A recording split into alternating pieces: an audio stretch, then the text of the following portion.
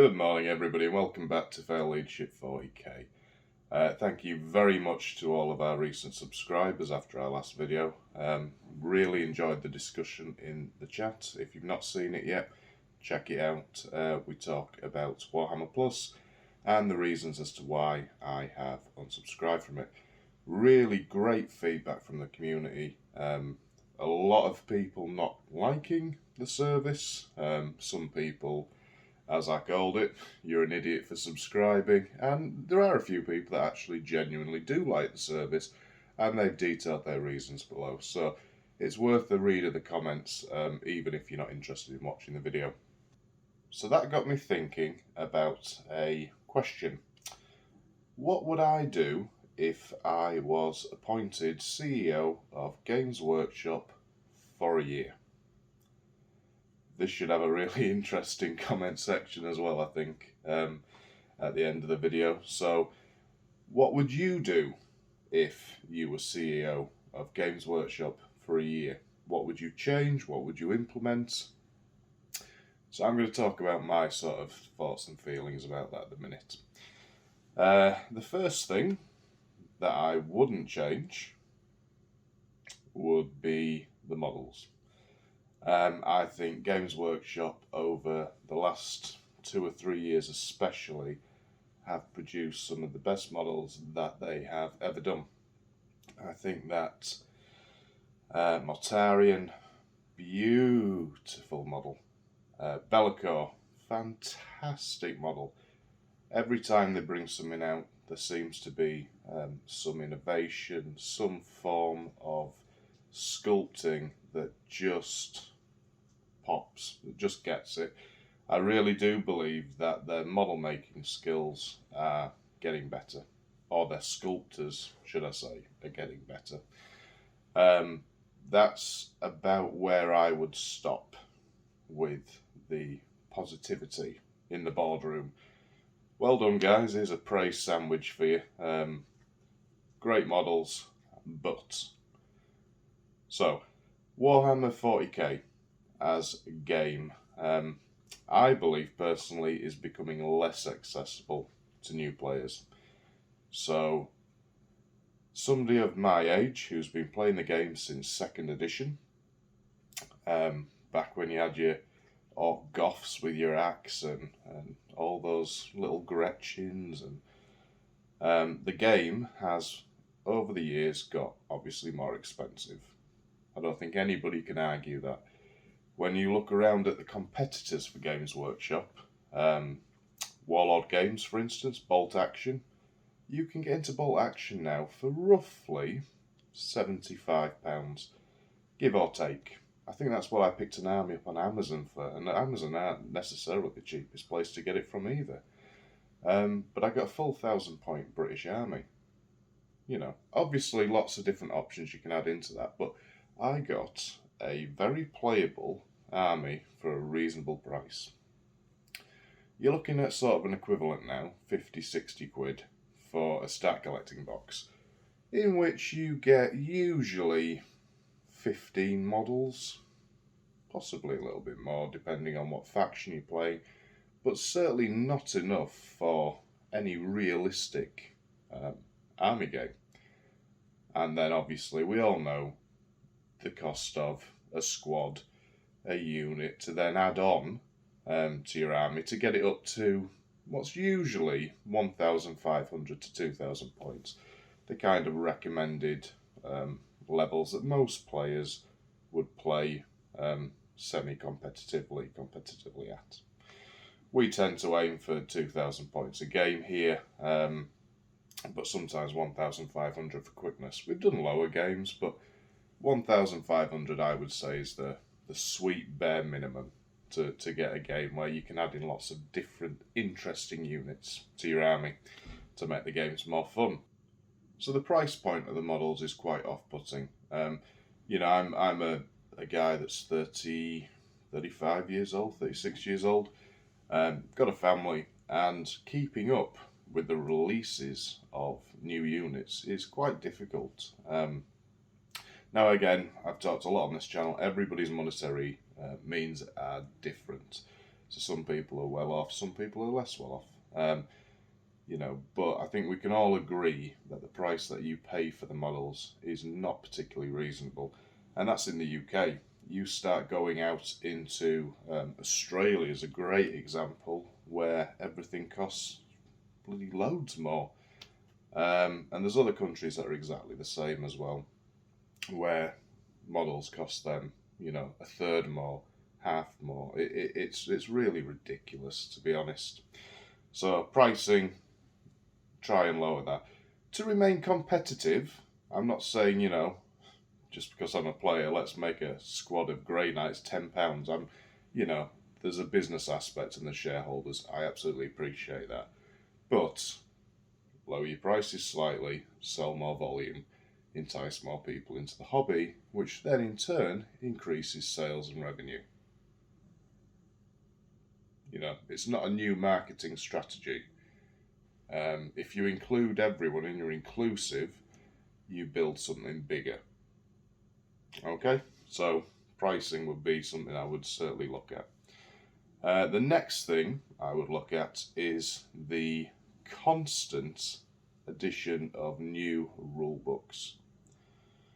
New rules, the codexes, for instance, that can come out on a release day and a week later are already FAQ'd and out of date because either A, they've been written poorly, B, they've not been proofread properly, or C, they've just kind of got it wrong and made some units more powerful or underwhelming or all sorts of things like that.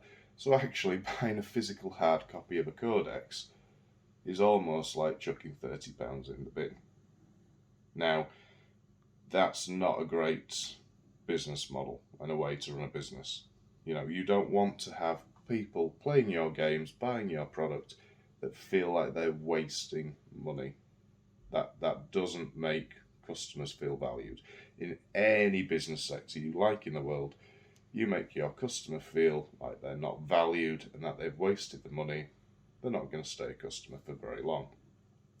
Then, of course, like we talked about, you've got the rules bloat for needing this book for that certain rule, that book for that certain rule. You need this, that, the other. This has long been talked about in the community, so this isn't me just bringing new, fresh ideas to the table. You look at any big content creator, or any content creator for that matter, and ask them if they think that the rules are all concise and easy, and that the codexes are great. You're not going to get a very positive response in most of the places that you would go.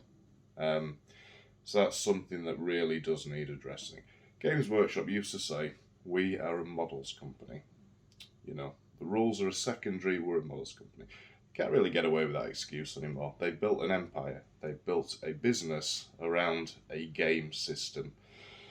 AOS, 40k, fantasy back in the day. That's what drives people to buy their products. It isn't that the models are beautiful. They are, genuinely, in my opinion. It's the fact that they then want to play this game. They walk into a store and they see the board. Ooh, that looks really great. And, I can do this and do that and do that. That's what draws people in, the game system. And, there's different systems over the years. Like I say, I've played since 2nd edition, where I've liked certain things about an edition and not liked certain things about an edition. I think most people objectively would say the same, that there's things they like and things they don't like. 8th edition was quite accessible to new players, and you saw an influx of people coming into the hobby. I've seen a lot of content creators talking about recently the interest in 40k dropping off a little bit. And I do believe that there's definitely factors of what I've been talking about that play into that. So the cost of the models, the inaccessibility to get into the hobby for a starting person is really confusing. It's not, here's some models, here's what they cost, boom, boom, boom, this is the rules, off you go. There's so much more that impacts, and you don't just need to stay current with your own armies. Rules are never changing, focus and points and everything else, you need to stay up to date with other armies as well. If you want to have a decent chance of fighting against them, you need to understand what other armies' units do. And then that adds more rules into the mix and more things that you need to know, more books that you need to have. So, really a lot of bloat that they don't need. And then, of course, the big elephant in the room is cutting down on content creators' ability to advertise their business. So Games Workshop themselves are pretty pathetic at marketing. They have a Facebook page, Warhammer Community, and a website and whatever, and news trickles through there. So I'm sure most people will have seen Warhammer Community. What else have you seen from Games Workshop promoting? They've started to do emails to your inbox now with bits and pieces, but realistically, their marketing is pathetic. What has always driven Games Workshop's interest and profile has been the community. So, gaming clubs, YouTube creators, Twitch streamers, all these people that make content and make their product look good, which then makes people want to have a piece of that. You mini war gamers, love them or hate them, I've watched them since pretty much the start, and a lot of their stuff has been fun, quirky, interactive, that then draws you in. Other content creators in more recent times, Tabletop Tactics, and we all know who we like. I'm not going to sit here and shout tons of different channels, because you'll all have 5, 6, 7, 8 content creators that you love to watch. Whether everybody agrees on who's the best and everything else, there's lots of people out there making lots of different stuff. So there's something for everybody in the community. But the more that Games Workshop clamps down on creative for these content creators, the less advertising they're going to get. So lockdown was a fantastic example of a business rocketing up, because people had very little places to go. They could go to work in some cases, and most of the time people were staying at home. So Games Workshop saw their sales go through the roof as people bought models with the excess money that they couldn't spend down the pub, couldn't go shopping with, couldn't buy clothes with, etc. So people had all this money and all this time on hands. So naturally, their sales increased. As we exit the pandemic, now obviously COVID's still going on. I'm not saying COVID's done by any stretch of the imagination, but the world seems to be, in general, opening back up again. Games Workshop can't rely on people having all this free time and wanting to spend this money. So, coupled with poor advertising, bloat and everything else, there'll come a point where they plateau and then start to trail back down. There's a lot of bad feeling in the community towards Games Workshop at the minute, and we'll probably do a separate video on that at some point, but there's a lot of bad feeling, and they need to take action and listen to the people that play their systems, that buy their product, and adjust. And that's the biggest change that a CEO could make for the year, is listen to the people that buy your product. That's the fundamental thing. Whether it's through surveys, whether it's through their own shops, talking to customers as they come in, instead of trying to ram product down the throat, which I'm sure if you've been into a Games Workshop or Warhammer store, you have all been accosted by a sales clerk who is trying to sell you shit, basically. Little story I remember years ago, the Fortress of Redemption coming out, and there was a mother in the shop with a son wanting to buy him a Christmas present. He had no models, no army, nothing, never played the game before, and as he's been shown how to play on one of the starter tables that we all see, His mother was being talked into buying a Fortress of Redemption. The lad had no models, hadn't even picked a faction, but was buying a Fortress of Redemption. And she did. She walked out the shop with a Fortress of Redemption. Now, that poor lad, Christmas Day, opening up what looked like a nice model, don't get me wrong, but then, well, what can I do with it, Mum? Absolutely bugger all, son. And that is what needs to change, that culture of sell, sell, sell. This video's gone on a really long time, guys, and if you've watched it to the end, thank you very much. Obviously, this is going to open up a massive can of worms in the comment section. I think are the things that I've said that you agree with, are the things that I've said that you absolutely disagree with. I think I'm talking out of my ass. Let's have a chat in the comments below. What would you do if you were CEO of Games Workshop for a year? Thanks for watching, guys. Happy gaming.